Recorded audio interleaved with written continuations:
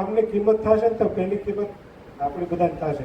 અહીંયા કદાચ આ ધરતી પર કોઈ કિંમત કરે કે ન કરે, પણ ઉપર જાવું ને ત્યારે 100% કિંમત થવાની છે કે તે પ્રયત્ન કર્યો કંઈક આ ધરતી બચે એવો. અને જો આ પ્રયત્ન નહીં થાય તો એક કૃષિ વૈજ્ઞાનિક છે ડૉક્ટર રતનલાલ કરી, બરાબર, એણે એવું ભવિષ્ય ભાગ્યું છે, એણે આખું કેલ્ક્યુલેશન કરીને કહ્યું છે વિજ્ઞાનની ભાષામાં કે જો આ ધરતીનો કાર્બન પાછો 2.5% જો આપણે કરી દઈએ બધો, તો આખું જે ગ્લોબલ વોર્મિંગનું સાયકલ છે એ પાછું રિવર્સ થઈ જાય. પાછું બધું જલવાયુ પરિવર્તન એ બધું પોસિબલ છે જો આ કાર્બન 2.5% થાય તો. કેમ? કારણ કે કાર્બનને જમીનમાં ભંડારીએ ને એ જ એનો રસ્તો છે. બાકી બધી જગ્યાએ રિસાયકલ ત્યાં કરે, પાછો ભળી જાય. માંડ પકડ્યો પાછો આમ ભળી જાય, બરાબર. બધી જગ્યાએ એ જમીનમાં ટકી રહે એનો એક જ રસ્તો છે કે હ્યુમસમાં રૂપાંતરિત થાય અને સેન્દ્રીય કાર્બન થઈને જમીનમાં ભંડારાય છે. તો આવું ભંડારણ 2.5% પહોંચે તો ટન બંધ કાર્બન છે હવામાંથી પાછો જમીનમાં આવી જાય અને તો ઋતુ પરિવર્તન થાય. અને એ ફક્ત અને ફક્ત આ એસટી કે ખેતીથી જ પોસિબલ છે. અને આનું કારણ જે લોકોએ જમીનમાં પૃથ્થકરણ કરાવ્યા છે એમાં જોવા મળે છે. જે લોકો ઓર્ગેનિક કે કોઈ પણ ખેતી કરે છે વર્ષોથી કરે છે, અમારા હિતેશભાઈ અમારા ભાગીદાર છે, બરાબર, વર્ષોથી ઓર્ગેનિક ખેતી કરતા હતા. એક વીઘામાં 5 ટ્રેલર ખાતર પહોંચ્યા, 5 ટ્રેલર, બરાબર. તો એનો સેન્દ્રીય કાર્બન નીચો જવા માંડ્યો, નહોતો ટકતો, બરાબર. હવે જ્યારે આ ખેતીમાં વળગ્યા છે એસટી કે ખેતીમાં, તો અત્યારે એનો જમીનનો કાર્બન 3.5% પહોંચ્યો છે. અને આપણે ઘણા બધા આવા અનુભવમાં આપણા બધાનો અનુભવ છે જ આ કાર્બન વધ્યો એને, બરાબર. તો આવો કાર્બન આ જ પદ્ધતિથી વધશે અને એ એક પોસિબિલિટી છે.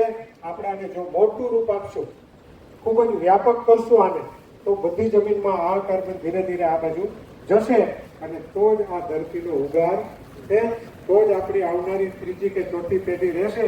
જો આમણે માંડ્યા જશું તો મને નથી લાગતું ચોથી પેઢી ભાડે બધું ખતમ થઈ જાય. એટલું ઝડપથી આપણે ઊંધી પડવાની ગતિ છે ને ખૂબ જ વધી ગઈ છે. ખાલી નાનકડી એક વાત કરીને લાંબુ નથી કરતો. અમારા જુનાગઢમાં ખાલી 4 જ વર્ષમાં 4 કેન્સરની હોસ્પિટલ બની ગઈ, 4 જ વર્ષમાં. અને કેવડી 5 માળની, નાની નહીં, ખાલી ક્લિનિક નહીં. વિચાર કરો કેટલી ઝડપથી કેન્સર થાય છે. અને ટૂંકા ગાળામાં 4 વર્ષમાં જેને કેન્સર થાય છે ને એની ઉંમર તો અત્યારે હજી 50-60ની એવરેજ છે, બરાબર. એ જ્યારે બાળક હતા ત્યારે એને તો કંઈક સારું ખાધું હતું. તો અત્યારનું બાળક જે હળહળ ઝેર ખાય છે એની શું દશા થાય વિચારો. એ પેઢી મોટી થાય કે નહીં? આઈવીએફ આવી ગયા, બરાબર. 50%, 60%, 20% જે હોય એ પણ કેટલા બધા બાળકો નથી થતા. નવી ફેશન નીકળી છે, અમારે બાળક જોતું જ નથી એવાય કેટલાય છે. તો વિચાર કરો કે ધીરે ધીરે આપણે કઈ દિશામાં જઈ રહ્યા છે. તો આમાંથી બહાર નીકળવાનો એક જ રસ્તો છે અને એમાં આપણે પાયા બધા છીએ. તો અમે જે મારી જુનાગઢની વાત કરું કે અમારા જુનાગઢમાં અમે જે સંકલ્પ કર્યો બધા મળીને, તો અમે જુનાગઢ અને ગીર સોમનાથ વચ્ચે 20 શિબિરાથી આવ્યા છીએ. લગભગ 6-7 લોકો કોઈને કોઈ અડચણને લીધે નીકળી ગયા, કંઈક થોડીક બીમારીને એવું હતું એટલે એ નીકળી ગયા છે. તો એટલા છીએ. એમાંથી અમે 11 લોકોએ આ આપણું પંચસ્તરીય મોડેલ બનાવવાનો સંકલ્પ કર્યો છે. અને એ 11 પછી એક જણો 2ને પાછો ન્યા કરાવશે.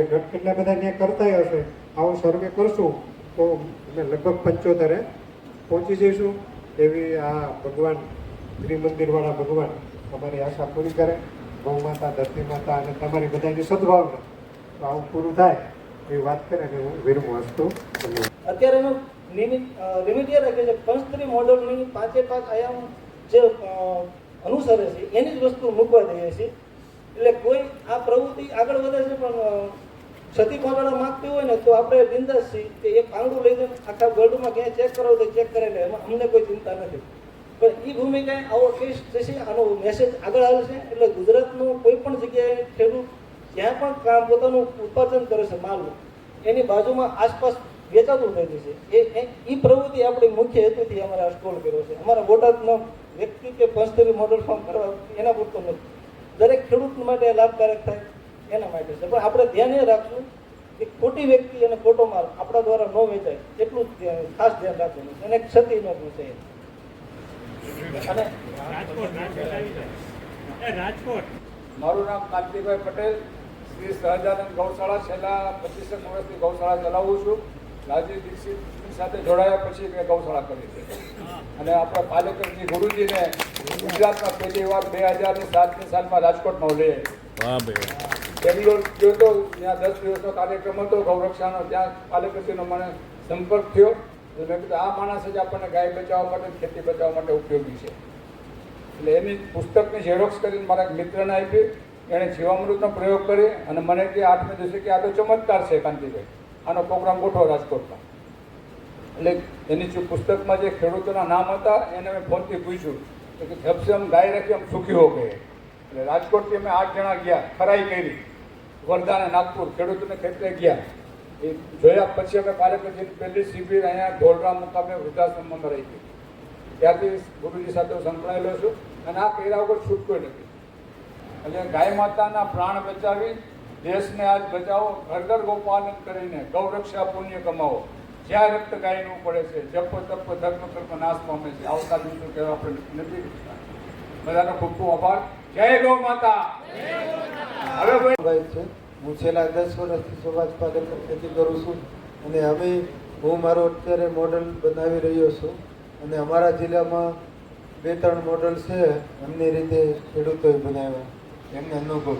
અને વધારે મોડલ ફાર્મ બને અને સુભાષ પાલેકર ખેતીમાં ખેડૂતો ખેતી તરફ વળાય એવા મારા રાત દિવસ પ્રયત્ન હોય છે. હું ખેતી કરી અને બીજો વધારાનો સમજ મારી સુભાષ પાલેકર ખેતીનો ખેડૂતો વધુ થાય એવો હું રાત દિવસ પ્રયત્ન કરતો હોય.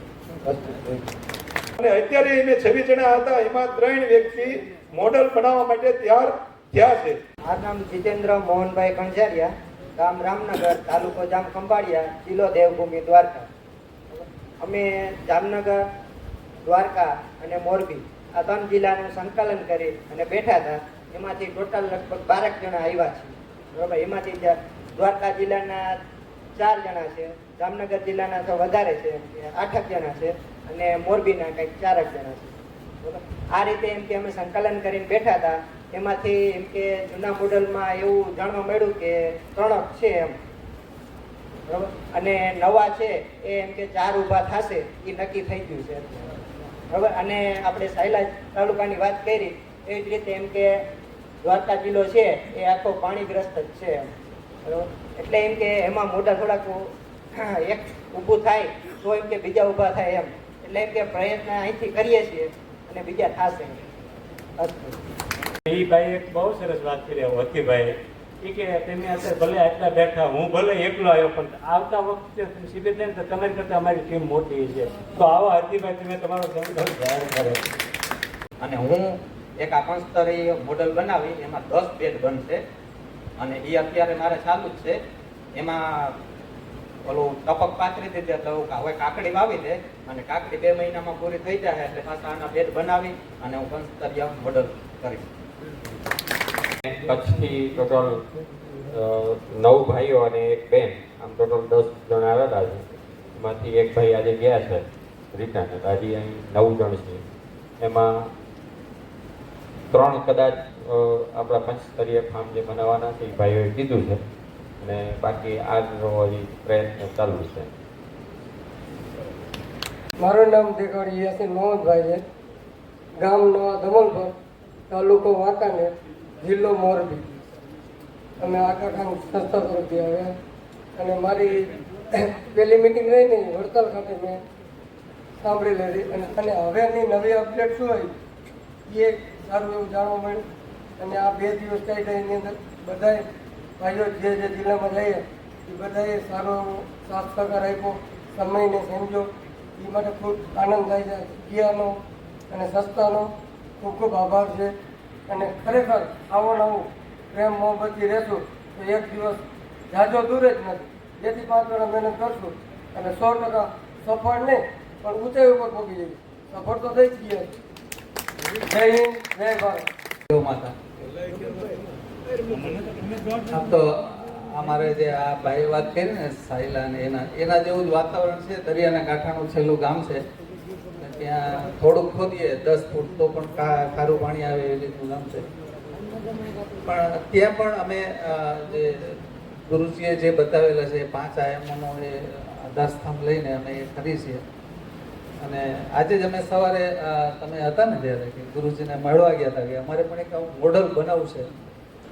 એટલે એ જે નિમિત્ત બનવાનું કામ જે છે ને એ આપણને ગુરુજી કહે છે ભાઈ તું તારા ગામમાં એક શરૂઆત તો કર એમ, પછી કંઈક ને કંઈક રસ્તો મળી જશે. આ સાત્વિક રસ્તો છે. આ જે છે એ ભારત ભૂમિને એક બહુ મોટો રસ્તો છે. તો એ તારા હાથે કરવું પડશે. અને એ આત્મનિર્ભરતા જે આજે ગુરુજીએ બતાવી ને એને લીધે મારો પણ આત્મવિશ્વાસ વધ્યો છે. હું પણ આ વર્ષે જ આ ચોમાસા પહેલા એક મારા ગામમાં મારા વાડીમાં એક મોડલ ઊભું કરીશ. તો કોઈને કંઈક કહેવું હોય તો 5 મિનિટ આવીને કહો, નકર પછી આપણે આજે આપણે સમાપન કરીએ. બધાને છૂટી છે એવું બોલવાની.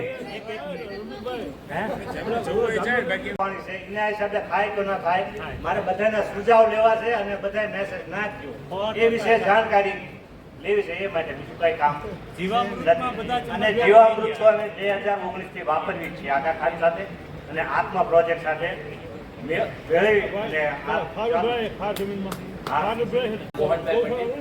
જુનાગઢ જિલ્લાના માળિયા તાલુકાની નજીક 3 કિલોમીટર દૂર ખારો પાણી વિસ્તાર છે.